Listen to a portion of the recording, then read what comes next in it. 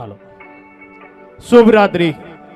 અહીં પધારેલ સર્વ વાલી મિત્રો, વિદ્યાર્થી મિત્રો અને ખાસ આપણે આ એન્યુઅલ ફંક્શનમાં પધાર્યા આ સ્કૂલના આમંત્રણને માન આપીને તે બદલ મારા સર્વ સાથી વાલી મિત્રોનો ખૂબ ખૂબ આભાર.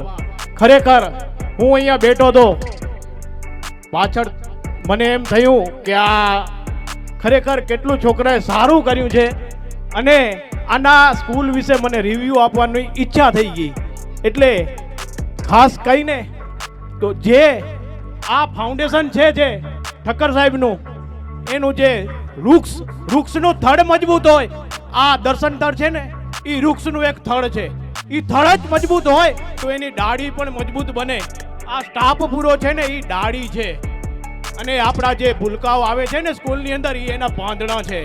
જો વૃક્ષનું થડ મજબૂત હોય તો એની ડાળી મજબૂત થાય અને જો ડાળી મજબૂત થાય તો આપણું પાંદડું પણ નીલું રહેશે અને હંમેશા મજબૂત જ રહેશે.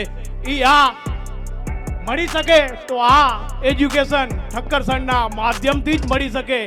અને મને એક ખાસ એક વખત મારી અને દર્શન સરની શર્માજીને ત્યાં મુલાકાત થઈ હતી આનંદ આર્ટમાં, ત્યારે પણ મેં એમને વાત કરેલી હતી કે આખા ગુજરાતની અંદર કદાચ વાત્સલ્ય સ્કૂલ ફર્સ્ટ હશે કે જેની અંદર ભાગવત ગીતા વિશે જ્ઞાન આપવામાં આવે છે, આપણા સનાતન ધર્મ વિશે જ્ઞાન આપવામાં આવે છે.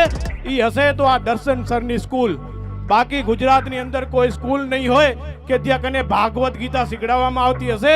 અને આ જે સ્કૂલના છોકરાને હમણાં સાહેબે કીધું કંઈક 47 શ્લોક આવડે છે, એ કોઈ ગુજરાતની સ્કૂલમાં કોઈ વિદ્યાર્થી સ્ટુડન્ટ નહીં હોય કે એને 47 શ્લોક આવડતા હશે.